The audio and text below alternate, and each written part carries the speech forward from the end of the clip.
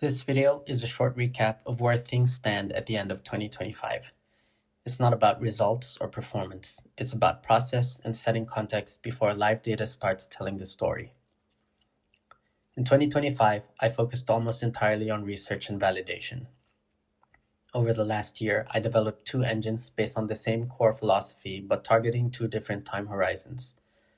Both of these engines pass robustness checks, including walk-forward validation and stress testing. At the same time, I tried applying the same core logic to a shorter term horizon. On a simple backtest, it looked tempting. But once I ran walk-forward validation, it failed. So I made the decision not to run that version live. Before going public, I also ran a private live trial of the two valid engines. The systems behaved largely as expected, but my psychology didn't. I manually interfered, including canceling a trade that would have ended as a winner. That experience reinforced why discretion doesn't scale and why systems need to be allowed to execute as designed.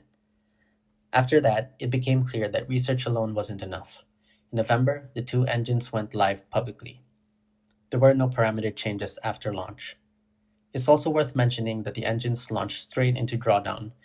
That wasn't unexpected. It was within historical expectations and no changes were made. I think it's important to document this phase instead of waiting for a recovery. Looking ahead to 2026, the focus shifts. The next episode will be the first forward performance tracking update, where I'll start comparing live performance against historical expectations on a recurring basis. Alongside that, I'll also begin work on a short-term engine, Engine C, using completely different logic from the first two. There's no promise and no timeline for that. It will stay in research unless the data supports taking it further. That's where things stand at the end of 2025.